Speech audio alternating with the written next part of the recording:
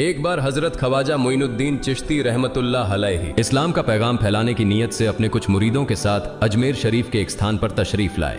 जिस मुकाम पर हजरत ख्वाजा मोइनुद्दीन चिश्ती रहमतुल्लाह अलैहि ने क़याम किया, वहां के करीब ही एक बड़ा तालाब था जिसे स्थानीय हिंदू लोग अनासागर कहते थे।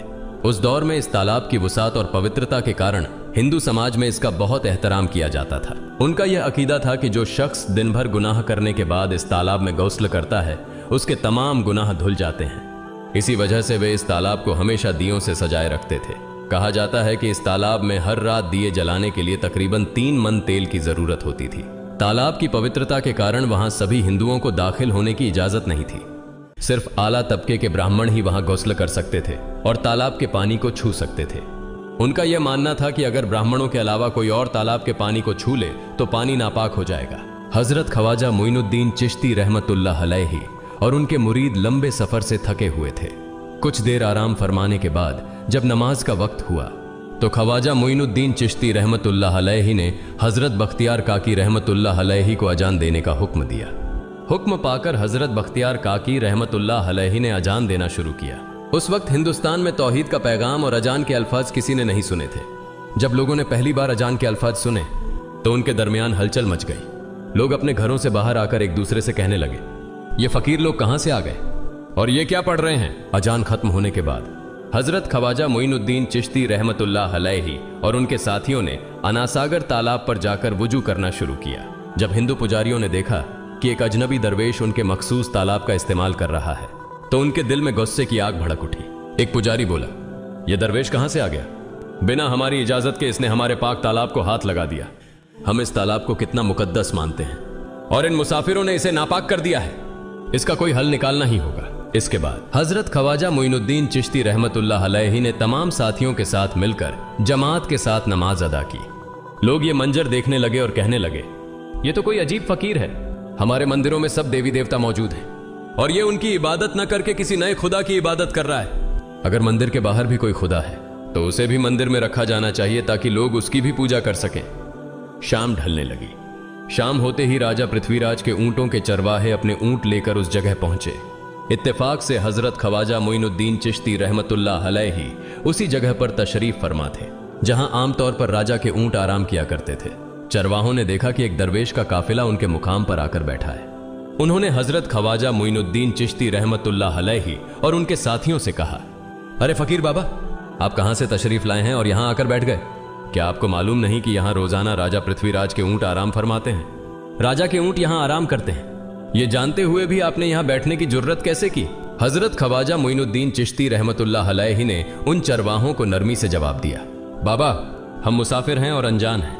हमें मालूम नहीं था कि इस मुकाम पर राजा के ऊंट आराम करते हैं। चूंकि हम पहले ही यहां रात गुजारने का इरादा कर चुके हैं, तुम अपने ऊंटों को आज किसी और जगह आराम देने ले जाओ। आसपास बहुत सी जगहें हैं। हजरत ख्वाजा मोइनुद्दीन चिश्ती रहमतुल्लाह अलैहि का जवाब सुनकर पृथ्वीराज के चरवाहे बोले, फकीर की हिम्मत तो देखो, कहता है कि राजा के ऊंटों को कहीं और ले जाएं और खुद यहां बैठे रहेंगे। फकीर बाबा, यह तो हरगिज मुमकिन नहीं है। राजा के ऊंट अपने ही मुकाम पर बैठेंगे।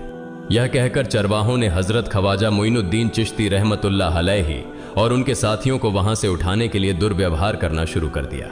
हजरत ख्वाजा मोइनुद्दीन चिश्ती रहमतुल्लाह अलैहि बहुत ही सरल स्वभाव के थे।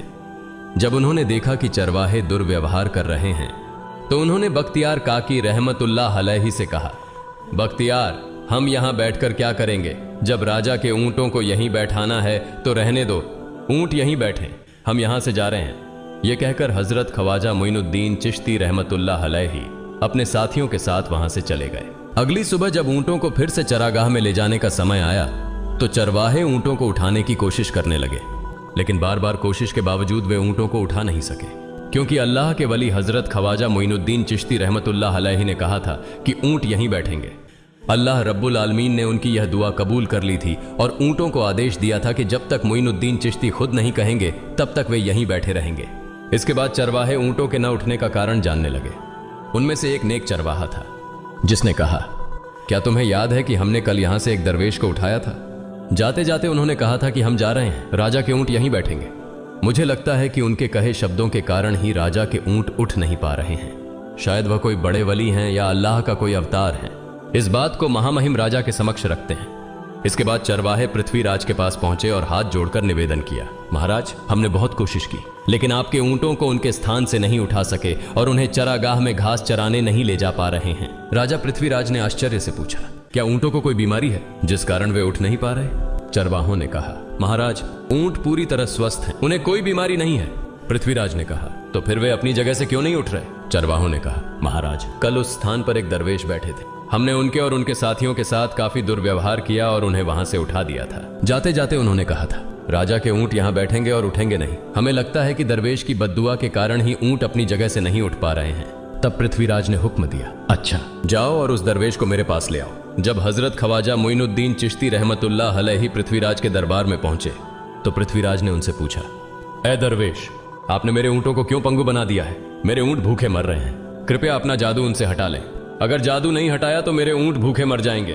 पृथ्वीराज की बात सुनकर हजरत ख्वाजा मोइनुद्दीन चिश्ती रहमतुल्लाह अलैहि मुस्कुराते हुए बोले, हे अल्लाह के बंदे, हम मुसलमान हैं और मुसलमान कभी जादू नहीं करते। तुम्हारे ऊंटों को मैंने नहीं बल्कि इस संसार के पालनहार महान अल्लाह रब्बुल आलमीन ने बैठाया है।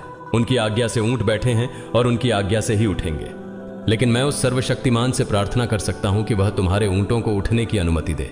इसके बाद हजरत ख्वाजा मोइनुद्दीन चिश्ती रहमतुल्लाह अलैहि ने अल्लाह से दुआ की, हे अल्लाह, इन ऊंटों को उनकी जगह से उठने की तौफीक दें। हजरत ख्वाजा मोइनुद्दीन चिश्ती रहमतुल्लाह अलैहि की दुआ करते ही चरवाहों ने देखा कि ऊंट अपनी जगह से उठकर चरागाह की ओर बढ़ने लगे। यह दृश्य देखकर चरवाहे चकित रह गए और हजरत ख्वाजा मोइनुद्दीन चिश्ती रहमतुल्लाह अलैहि की करामत की खबर पूरे अजमेर में फैल गई। जैसे जैसे हिंदुओं के बीच हजरत ख्वाजा मोइनुद्दीन चिश्ती रहमतुल्लाह अलैहि की करामत की बातें फैलने लगीं और इस्लाम की महानता उनके सामने प्रकट होने लगी, मंदिर के पुजारी भयभीत हो गए। वे सोचने लगे, अगर यही चलता रहा तो सभी हिंदू मुसलमान बन जाएंगे। तब वे पृथ्वीराज के पास पहुंचे और निवेदन किया, महाराज, ये दरवेश हमारे राज्य में अशांति फैला रहे हैं। यदि आपने अभी इनका कोई उचित समाधान नहीं निकाला तो ये दरवेश सभी हिंदुओं को मुसलमान बना देंगे और तब हमारे देवताओं की पूजा करने वाला कोई नहीं बचेगा। आप इन्हें यहां से भगा दें, नहीं तो ये हमें यहां से बाहर निकाल देंगे। महाराज, हम आपको एक और भयावह बात बताना चाहते हैं। ये दरवेश कहते हैं कि जिन मूर्तियों की हम पूजा करते हैं वे पूजनीय नहीं है। उनका कहना है कि ये केवल निर्जीव पत्थर है जिनमें कोई शक्ति नहीं है। ये साधारण लोगों को इस तरह की बातें बताकर भ्रमित करना चाहते हैं। सबसे आपत्तिजनक बात यह है कि ये दरवेश हर दिन 5 बार हमारे पवित्र तालाब में हाथ लगाकर उसे अपवित्र कर रहे हैं। पुरोहितों की बात सुनकर पृथ्वीराज ने हजरत ख्वाजा मोइनुद्दीन चिश्ती रहमतुल्लाह अलैहि को बुलाया। जब हजरत ख्वाजा मोइनुद्दीन चिश्ती रहमतुल्लाह अलैहि उनके दरबार में पहुंचे तो पृथ्वीराज ने कहा, ए दरवेश, हम देख रहे हैं कि आप गोमाता का मांस खाते हैं और हमारे देवताओं का अपमान करते हैं। हमारे धर्म के बारे में तरह तरह की उल्टी सीधी बातें कर रहे हैं। हम यह सहन नहीं कर सकते। हम यह भी देख रहे हैं कि आप हमारे पवित्र तालाब को अपने अपवित्र हाथों से खराब कर रहे हैं। आप तुरंत हमारे देश से चले जाएं। हजरत ख्वाजा मोइनुद्दीन चिश्ती रहमतुल्लाह अलैहि ने कहा, बाबा, हम लोग तो केवल वुजू करते हैं, नहाते नहीं। अगर पूरी देह के स्पर्श से आपके तालाब का पानी खराब नहीं होता है तो केवल हमारे हाथ और चेहरे के पानी से तालाब अपवित्र कैसे हो सकता है? यह सुनकर पृथ्वीराज ने कहा, वे सभी लोग हमारे धर्म के हैं जबकि तुम लोग कहीं और से आ गए हो। तुम हमारे धर्म के नहीं हो, इसलिए तुम्हारे हाथ लगाने से हमारा तालाब अपवित्र हो जाता है। तब हजरत ख्वाजा मोइनुद्दीन चिश्ती रहमतुल्लाह अलैहि ने कहा, अच्छा बाबा, हम अब आपके तालाब के पानी को हाथ नहीं लगाएंगे, लेकिन हमें पानी की जरूरत है तो हम चाहते हैं कि केवल एक बर्तन में पानी ले लें। पृथ्वीराज ने कहा, ठीक है, तुम पानी ले सकते हो, लेकिन तुम्हारा बर्तन तालाब में लगे, तुम्हारे हाथ नहीं। अगर तुम्हारे हाथ स्पर्श करें तो हम इसके खिलाफ सख्त कार्रवाई करेंगे। राजा के साथ सहमति के बाद हजरत ख्वाजा मोइनुद्दीन चिश्ती रहमतुल्लाह अलैहि ने अपने मुख्य खलीफा बख्तियार काकी रहमतुल्लाह अलैहि से कहा, बख्तियार, जाओ और राजा के तालाब से एक बर्तन में पानी ले आओ, लेकिन बहुत सावधानी से पानी लेना ताकि तुम्हारा हाथ तालाब के पानी को छू न सके। बख्तियार काकी रहमतुल्लाह अलैहि हजरत ख्वाजा मोइनुद्दीन चिश्ती रहमतुल्लाह अलैहि के आदेश का पालन करते हुए आना सागर से पानी लेने गए। उन्होंने बर्तन को तालाब में डुबोया और उनका हाथ पानी को नहीं छू सका क्योंकि चमत्कारवश पूरा तालाब एक छोटे बर्तन में समा गया। आना सागर पूरी तरह से सूख गया और उसकी तली में केवल सूखी रेत दिखाई देने लगी। जब पुरोहितों ने देखा कि उनके पवित्र तालाब में एक भी बूंद पानी नहीं बची है और वह मरुस्थल की तरह सूख गया है तो वे घबराते हुए राजा पृथ्वीराज के पास गए और बोले, महाराज, यह तो भारी संकट हो गया है। पृथ्वीराज ने पूछा, क्या हुआ? पुरोहितों ने कहा, उस दरवेश ने हमारे पूरे तालाब का पानी ले लिया है। अब हमारे पवित्र तालाब में एक बूंद भी पानी नहीं है। अगर इस तालाब में पानी नहीं होगा तो हम अपने पापों का प्रायश्चित कैसे करेंगे? दूर दूर से हजारों हिंदू लोग इस तालाब में स्नान करने आते हैं ताकि वे अपने पाप धो सकें। अगर पानी नहीं रहेगा तो वे यहां आना बंद कर देंगे, जिससे हमारा बड़ा नुकसान होगा और अजमेर की मान मर्यादा मिट्टी में मिल जाएगी। पृथ्वीराज गहरे विचार में पड़ गए। वे हजरत ख्वाजा मोइनुद्दीन चिश्ती रहमतुल्लाह अलैहि के खिलाफ कोई कठोर कदम उठाने से झिझक रहे थे, क्योंकि उन्हें आशंका थी कि अगर उन्होंने दरवेश के खिलाफ सैनिक भेजे और दरवेश ने सैनिकों पर भी जादू कर दिया तो उनकी परेशानी और बढ़ जाएगी। इसलिए उन्होंने कहा, तुम लोग जाओ और उस दरवेश को मेरे पास बुला कर लाओ। मैं देखता हूं कि वह क्या चाहता है। अगर उसकी मांग उचित होगी तो हम उसे मान लेंगे, और यदि उचित नहीं हुई तो हम माफी मांगकर अपना तालाब का पानी वापस ले लेंगे। जब हजरत ख्वाजा मोइनुद्दीन चिश्ती रहमतुल्लाह अलैहि पृथ्वीराज के दरबार में पहुंचे तो पृथ्वीराज ने कहा, ऐ बाबा, आपने हमारे तालाब का सारा पानी ले लिया है। हम अपने पापों का प्रायश्चित कैसे करेंगे? पूरे दिन के पाप हम इस तालाब में स्नान करके धोते हैं। अगर तालाब में पानी नहीं होगा तो हम अपने पाप कैसे धोएंगे? हजरत ख्वाजा मोइनुद्दीन चिश्ती रहमतुल्लाह अलैहि ने उत्तर दिया, देखो बाबा, तुम्हारे पास आना सागर है, पर दुनिया के हर कोने में ऐसा तालाब नहीं है, तो क्या वे लोग अपने पाप कैसे धोएंगे? पापों को धोने की ताकत इस तालाब के पानी में नहीं है। पापों को माफ करने वाला केवल अल्लाह है, जिसने आकाश, धरती और पूरी सृष्टि बनाई है। उसकी इजाजत के बिना एक पत्ता भी नहीं हिलता। इसलिए मैं तुम्हें इस भ्रम को छोड़कर सही राह पर आने की दावत देता हूं। वहां मौजूद हजारों हिंदू हजरत ख्वाजा मोइनुद्दीन चिश्ती रहमतुल्लाह अलैहि की बातें मंत्रमुग्ध होकर सुन रहे थे। इसके बाद उन्होंने कहा, जाओ बख्तियार, जिस बर्तन में तुमने तालाब का पानी लिया था उसे वापस तालाब में डालाओ। बख्तियार काकी रहमतुल्लाह अलैहि हजरत ख्वाजा मोइनुद्दीन चिश्ती रहमतुल्लाह अलैहि के हुक्म से आना सागर में बर्तन का पानी डालने गए। जैसे ही बर्तन का पानी तालाब में डाला, आना सागर फिर से पानी से लबालब भर गया। इस चमत्कार को देखकर वहां मौजूद कई हिंदुओं ने कलमा पढ़कर इस्लाम कबूल कर लिया।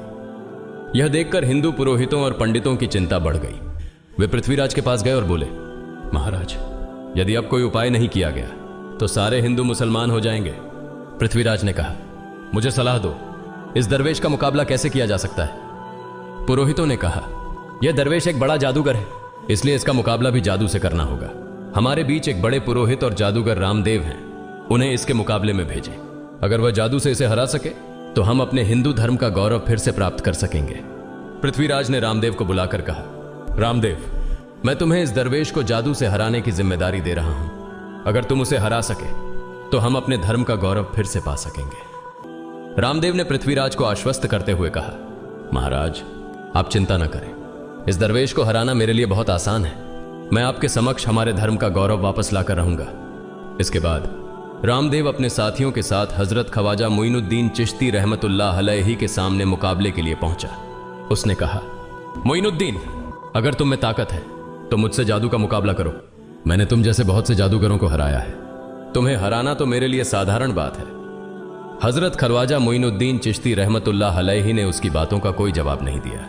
रामदेव ने देखा कि हजरत ख्वाजा मोइनुद्दीन चुप हैं, तो उसने गाली गलौज करना शुरू कर दिया। जब रामदेव अपनी हदें पार कर गया तो हजरत ख्वाजा मोइनुद्दीन ने उसकी आंखों में देखते हुए कहा, रामदेव, तू चिल्ला रहा है, लेकिन मैं तेरे माथे पर ईमान की रोशनी देख रहा हूं। हजरत ख्वाजा मोइनुद्दीन चिश्ती रहमतुल्लाह अलैहि की यह बात सुनते ही रामदेव कांपने लगा, और उसी क्षण अल्लाह रब्बुल आलमीन ने उसके दिल में ईमान की रोशनी डाल दी।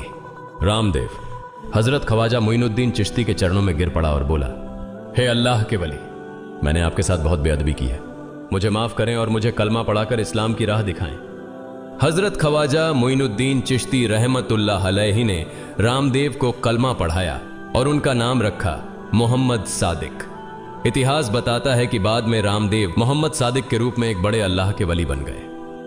प्रिय पाठकों, सोचें, जो रामदेव हजरत ख्वाजा मोइनुद्दीन चिश्ती को पराजित करने आए थे, वही अब उनके हाथ में हाथ देकर इस्लाम की शांति की छांव में आ गए।